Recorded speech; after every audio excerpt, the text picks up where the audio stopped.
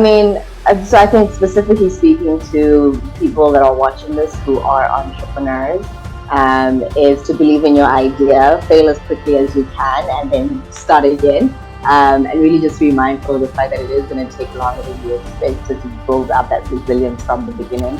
I run a business called MentHer. We are a global mentorship network that supports female entrepreneurs, female investors, and women in leadership through their profession. Hello, Ms. Ntsiki. Nice to meet you today. Thanks you for visiting our virtual studio in Only You Bank interview. Hello. Hi, how are you? Great, thanks. First of all, I'd like to ask you to introduce yourself a bit and tell our audience who you are and what you're currently doing. Sure. So my name is Ntsiki Mkhize. I am from South Africa, based in South Africa at the moment. I run a business called MentHer. We are a global mentorship network that supports female entrepreneurs, female investors, and women in leadership through their profession. And we create a connected space where women can share ideas, share skills, but also provide mentorship support for each other. And then I also run another business, still early stages, it's in early seed stage. We're busy doing our prototype for that, called Funder Flow. And that is a matching platform, a fund matching platform focused on connecting entrepreneurs across Africa with international funding and investment. Great, sounds great. So we are, let's say, the colleagues in some way. That's what we're about to do, like to connect, the women entrepreneurs throughout the world, to connect around one idea, to empower them, to give them more and more opportunities to operate. So thanks a lot for the introduction. And first of all, can I ask about the beginning of your professional journey? Like what you started from, like what education did you get, and does it correlate with your actual activity? Yeah, so being from South Africa, you have to choose your subject in grade 9. So I remember when I was in grade 9, I wasn't sure which kind of subject I wanted to choose for the rest of my high school career. And my dad did this visualization exercise with me where he was like, "No, close your eyes and just imagine what you see yourself doing in the future." And I was like, okay, I don't have to be anywhere before 10 o'clock in the morning. I want to be able to go on holiday whenever I want to. I want to decide what I do and make as much money as I can doing it. And he was like, okay, that means you need to be an entrepreneur and run your own business. So I kind of always knew in the back of my mind that that's what I wanted to do. I just wasn't sure what that would look like. So when I went to university, I did a BCom marketing management because I thought I would own an advertising agency, because I'm a big believer in how brands drive human behavior and consumption and how do we influence that through storytelling. And then I did an honors in logistics management because I wanted to think about how do you keep people connected to themselves, to each other, to resources, food, and all of those things. And while I was doing that, I then started working with nonprofits and entrepreneurs, and I realized my passion was with working and supporting individuals. And I then had the opportunity to work with a startup that recycled clothes for positive social outreach, and I kind of landed on this concept of social entrepreneurship. So shortly after that, I then did a master's in social innovation. And yeah, I think everything I've studied in some way or another combines to help me show up as an entrepreneur and to have business acumen in the different projects that I am involved in, which is really fantastic. And I think from an innovation perspective, with the kind of work that I do, we're always thinking about how do you do different? How do you create impact? How do you reach people who've been traditionally left out? And so it definitely does come up with what I do. And I'm glad to say that that visualization exercise I did in grade 9 is now a reality. Right. How long ago it was, if I may ask? Grade 9. My first business owner, I did this visualization exercise. I mean, your business when you started, like that way. So I've probably been doing different kinds of businesses for the last 10 years. So self-employed, working on different projects as a co-founder. So I remember the first business I started was during my second year at university, which was 2010, 2011, which was focused on, we created a comic book that would teach students entrepreneurial lessons, but also make it very relatable to their day-to-day life. So the idea of getting more people interested in being entrepreneurs. And then MentHer started 3 years ago. So we launched MentHer during hard lockdown. So May 2020, I was working on my dissertation looking at the social entrepreneurship ecosystem and how it supports women. And I thought, you know what, I'm going to try to solve for a portion of this. And so we did that.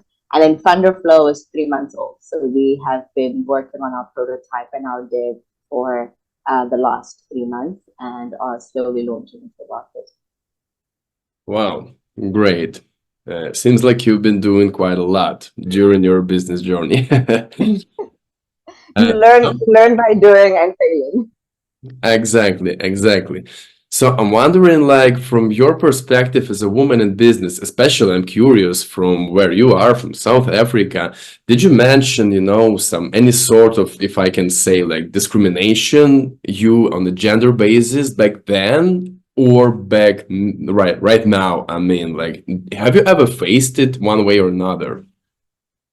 Yeah, I think discrimination shows up in a lot of ways from a boys' club perspective. So I find that I don't really think it matters what industry you're in, but very much so. Like tech is a male-crowded space. One of my other initiatives is in property, and I have another one in agriculture, and those are traditionally male-crowded spaces. So you kind of feel it when you're walking into environments. I mean, it might not play out in a way that disadvantages you in the moment, but there's definitely a sense of pushing against the tradition and really proving to the people in the room that you belong in the room. So I think that happens in nuances, and whether it's because you are female or because you're black or because you're young, people are just like, how did you end up in this room, And I think from a funding perspective, there's I think definitely a degree of conversation around who's sitting on the other side of the table and how they perceive what you're saying and whether that motivates them to invest or not. I think perhaps a stronger discrimination has been through the banking system. So I think the way our banking system is set up, it doesn't want, I think, support entrepreneurs in general because it's very heavy in terms of your credit and your ability to finance things, financials, and if you're starting a business, you don't have financials. This is a new thing. But I think also secondly, just coming out of the type of history we have as South Africa with apartheid, I think that the way the banking system is set up, it hasn't, I suppose, fully changed to reflect the opportunities and the people of the country. Um, but yeah, we push on and we move through. Can you say that during these 10 years, the situation like switched to the better rails, let's say, like did it fix Oh, from yes, definitely. There's lots of improvement over the past years. I wouldn't say that it's fixed. I think getting bank funding is still very, very difficult, especially for different kind of industries. So sometimes it's almost like banks want like brick and mortar and things they can touch that make sense that are traditional industries. So I also find that sometimes if you're innovating and there's no frame of reference for what it is that you're doing, banks prefer to play it safe, so kind of getting financing for that isn't always easy. Um, I mean, I've bootstrapped majority of what I've done. Um, so yeah, I think that probably is an indication, but there definitely has been massive improvement in the past couple of years. great? Good to hear that. You know that nowadays, especially in Europe, there are lots and lots communities who are helping and empowering women in tech, in Web3 industries, in IT industry. They are like, showing up every day, like lots of them. So this movement is getting like really, really powerful nowadays. I'm really wondering how it looks like when where you are operating in South Africa today. Like, are there enough of that communities, or still is just the beginning? Like, what's your perspective on that? It's definitely still in the early stages. So people who are in that space, whether it's Web3, whether it is crypto, whether it is any form of integration and utilization of AI, are still very new. So there is fantastic innovation happening, but it's at very small levels. I think overall as a country, there's a difference in the rate of adoption amongst the population, but also in the affordability of being able to adopt certain technologies. I think also the affordability around the cost of data, for example. So what does it actually cost somebody to switch on their phone and utilize an app if they're needing to be using their own data for that? Data is still quite expensive in South Africa, and we don't have Wi-Fi everywhere. Wi-Fi is available in a lot of places, but depending on where you live, certain things might not be as easily accessible. I think also to a degree, the way that a population or a group of people is able to innovate is also dependent on the amount of knowledge that people have. So I think it is quite challenging to expect or to have or to see more innovation in that space when a lot of people don't know about it or what it is or how it works. There's a lot of movement around the STEM or the STEAM careers in teaching that in schools, a stronger focus in schools for math and science. And then at university, there's been more programs, not necessarily offered by the university because those have already existed, but there's been more programs around supporting and inspiring more young people and women to move into STEM careers and taking up those particular qualifications. And I think there's more startup, nonprofit type of organizations that are focused on doing things like hackathons and gaming experiences for young people and township communities. That's opening up the space of Web3 and so forth to hopefully in the next couple of years have more people playing in that arena. So sounds like it's still a lot of job to do for you and for people like you, right? I'm curious, you mentioned that you can only get funded for your startup in banks, yeah? I mean, how it looks like from the investment perspective, are there some funds helping some particular groups of startups or businesses or groups of people in South Africa? How it looks like nowadays, investment-wise? Yeah, absolutely. So banks aren't the only place to get funded.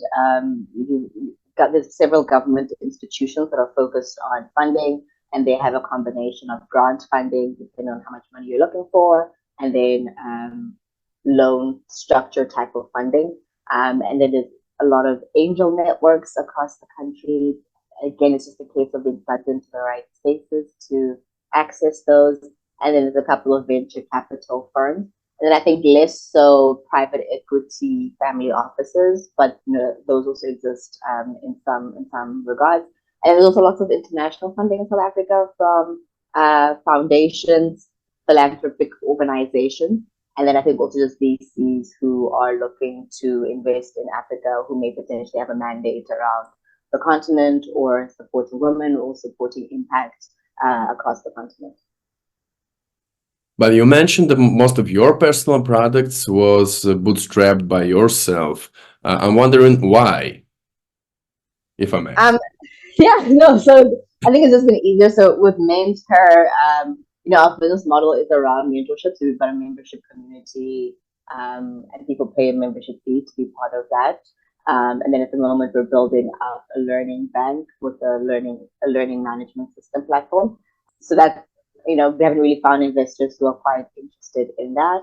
And then on the Fundaflow side, we've actually been able to get some funding. Our first round of funding came from investors in Brussels. So that was just enough to build up our prototype. And we're currently doing our second raise so that we can get a proof of concept into market and realize our first band of client acquisitions onto the platform. And I think that was easier to raise just because it's purely tech. I think there's a lot of interest and focus on the tech space at the moment. So I think largely depends on the type of industry that you're in and who has appetite for that. And then interestingly, with both these businesses, they've been during and after COVID. And I think there's been lots of changes in how different investors have their risk appetite and the kinds of things that they've looked at for the past couple of years on whether or not they want to invest or the types of things that they want to invest in. Yeah, so from this perspective, quite similar to what we have here in Europe. Yeah. Not a big changes. Okay, next I'd like to ask you our traditional question about but we are sort of collecting points of views from Yes. different countries, different parts of the world. Yeah. Can you admit that women are earn less than male colleagues on the same positions in South Africa or not? Yes, I think they still do, but that's not from a legislative perspective. So there's lots of policies in place around equity and making sure that there are more people, diverse people hired across organizations, so that's diversity across gender and race as well. So there is that change. I think it's maybe different historical things that come into play, maybe character and personality things in terms of people negotiating and so forth. But last I checked on our stock exchange, I think less than 20 or less than 10% of the businesses listed on stock exchange have female CEOs and a high percentage of women within their executive or management committees, which I think is quite reflective of what's happening in other parts of the world as well. And I think that kind of just ripples down, and you see that going through across different layers of management and entrepreneurship as well. Okay, so from this perspective, we can expect some increase. I hope so. Definitely, I do think that that gap is closing. But the United Nations has a gender equality pay scale calculator.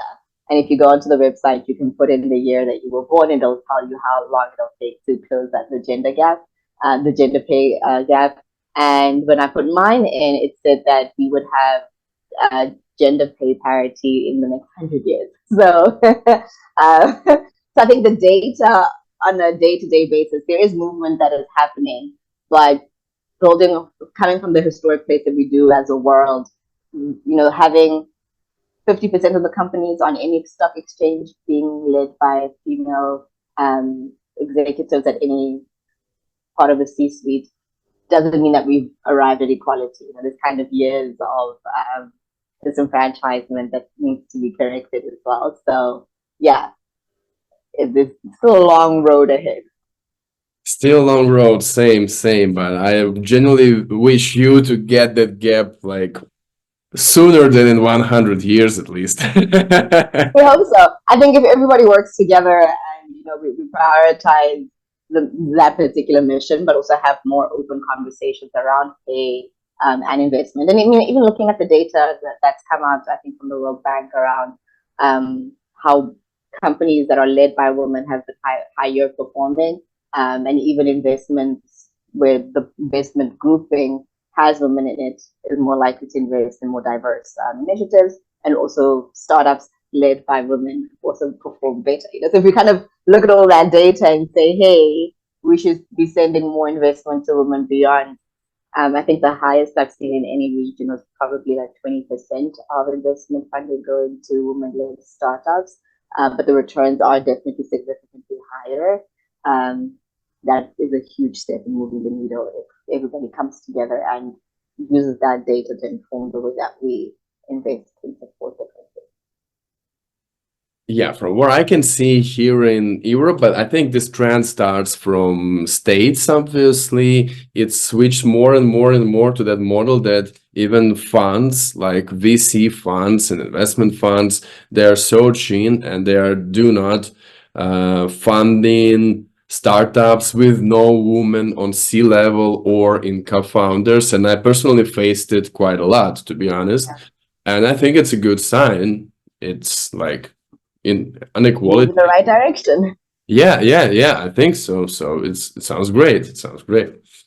Good. So it's really interesting conversation, especially for me to see your perspective from that region, that South Africa. We never talked to somebody from there, and I'm really grateful for you to that.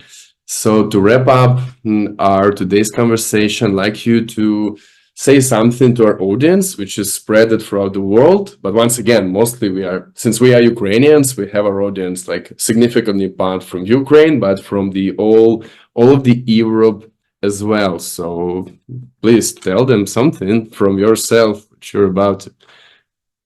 Yeah, I mean, So I think specifically speaking to people that are watching this who are entrepreneurs, is to believe in your idea, fail as quickly as you can, and then start again. And really just be mindful of the fact that it is going to take longer than you expect to build up that resilience from the beginning. And to women in general, whether you are an entrepreneur, an investor, or a professional watching this, is to say that your voice is valid, you belong, and what you bring into the room is needed. So believe in that, have confidence in yourself, and go get it.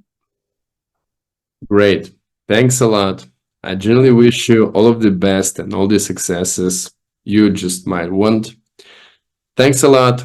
Have a great Thank you one. so much, It was Lauren. a It's been pleasure to fantastic. having you.